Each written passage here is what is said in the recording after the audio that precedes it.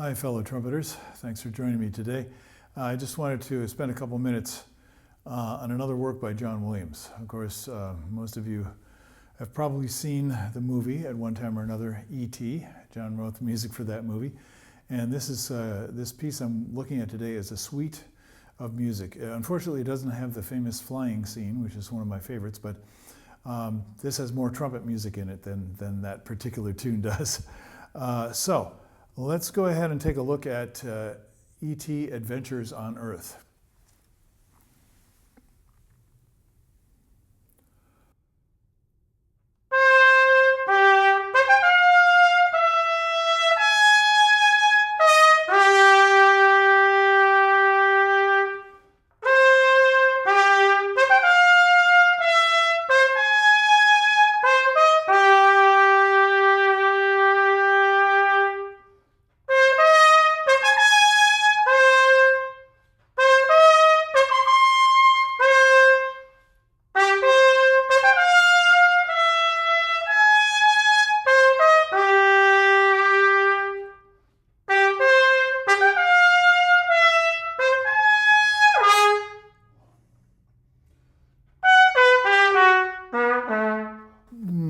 Okay, so you get the idea.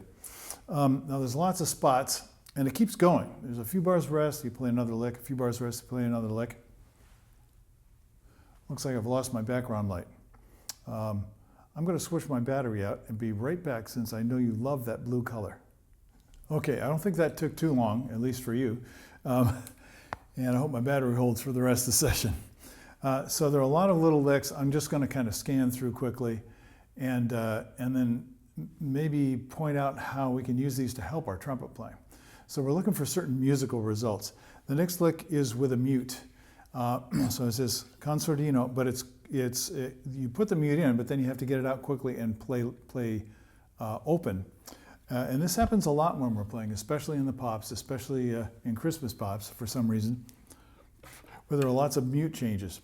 So I'm just gonna, a little tip is just hold the mute very lightly. Don't grab it because that dulls the sound. Just hold it with a finger and play the lick. Here it is.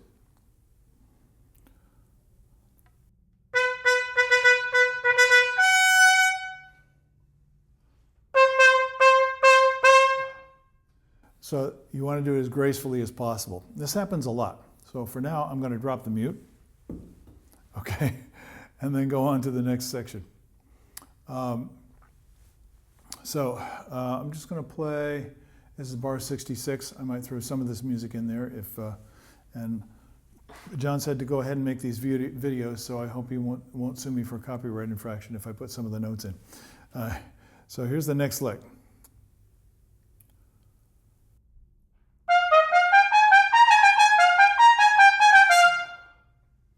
Okay, it only says mezzo forte. Why am I playing everything loud? Well, you get in that habit with this music. So this has to be a lot lighter than that, and it says marcato.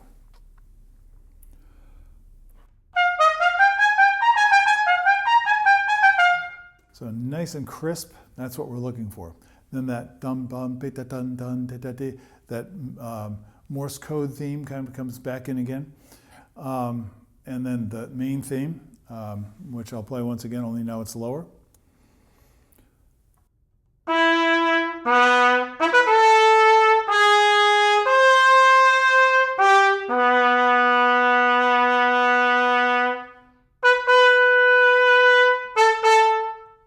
So what you can't see, unless you look at the notation, is that on that long note, it's dee da dun 2 3 1 2 3 1 2 1 and da.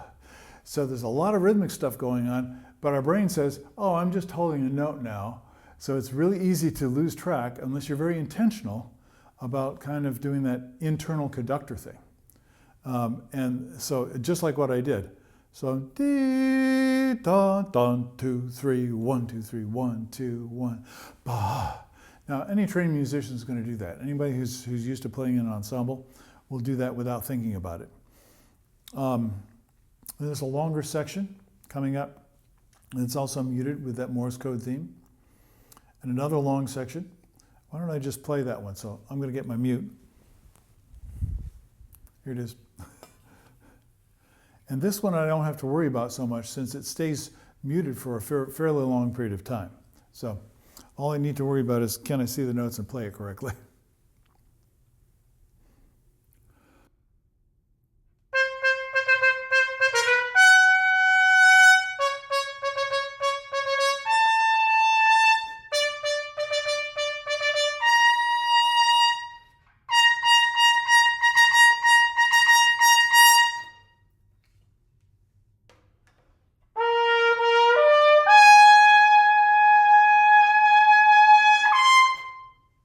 And back up to the high C, which is pretty typical of John's writing.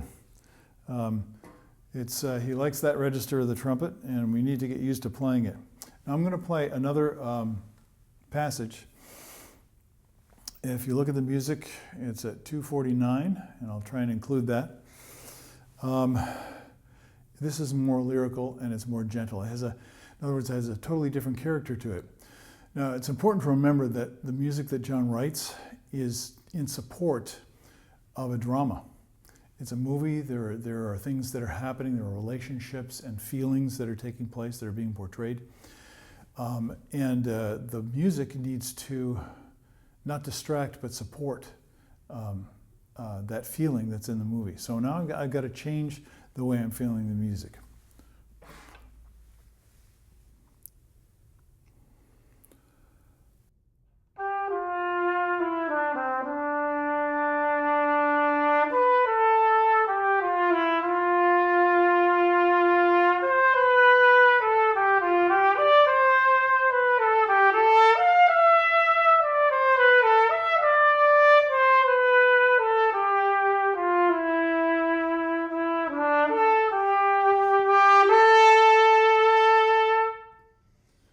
Now, I decided to go ahead and play that in one breath, and I kind of snuck a not so good circular breath in at the end. A lot of times I'll do that because I want to learn how to stay relaxed while I'm sustaining. Now, if I'm getting tighter and tighter, then I would just stop. But if I can keep carrying the sound and keep releasing the air without going into that grunt reflex that we all have, then that's a valuable thing for me to be able to do. Practically speaking, I want to be able to breathe, and all I need to do is find the phrase, and then I can find a place to breathe. But I like that spinning sound that you can do on the strings, where you can continuously play without breaking the sound. So if you're motivated to learn how to circular breathe, go ahead. I'm sure there are things online. I haven't created anything yet, but I'm sure there are things online that can help you to learn how to do that. Just talk to AI about it. I'm sure AI will have a lot of ideas.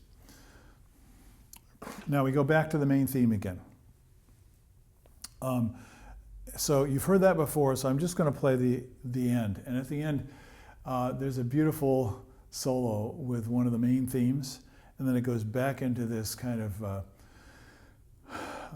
rollicking, majestic, inspiring brass theme at the very end of the piece. So let me just play that for you.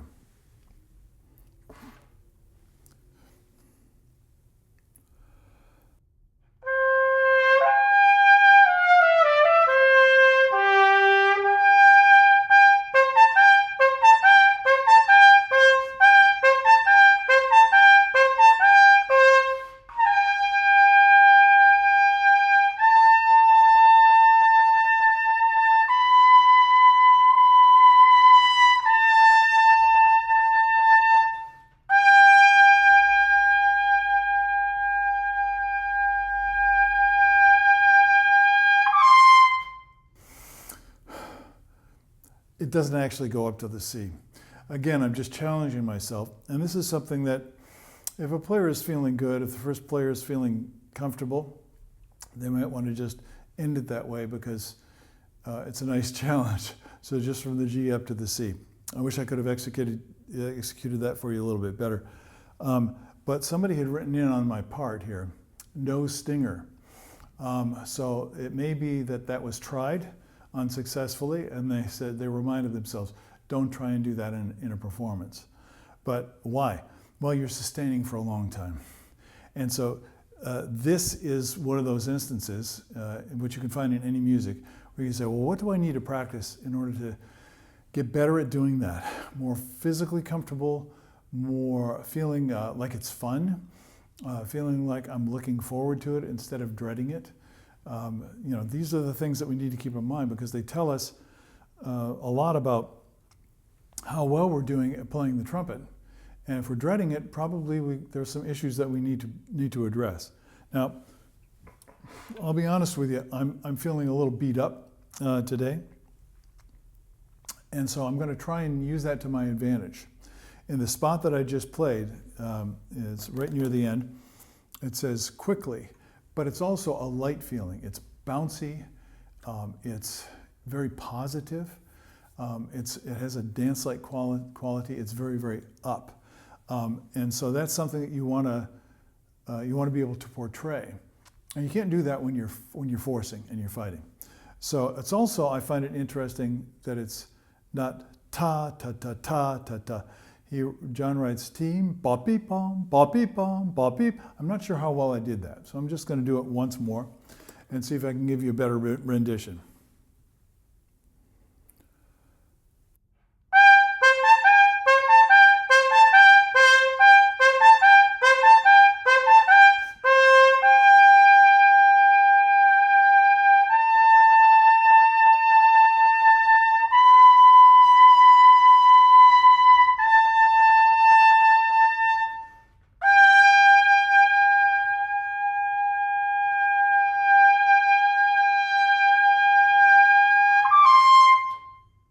Crack the C again. That's why somebody wrote no stinger, but you want to try it.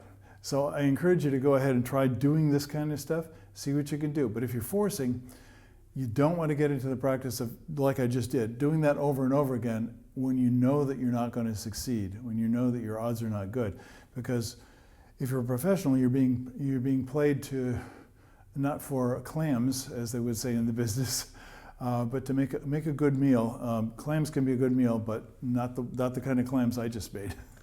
Okay, I hope this gives you some interesting things to deal with. And one of the things that you're going to notice from this is there's a lot of strongly articulated music. Try and imitate those sounds and see what you can do with it. I hope this is fun for you, and I'll get back to you when you have some more time.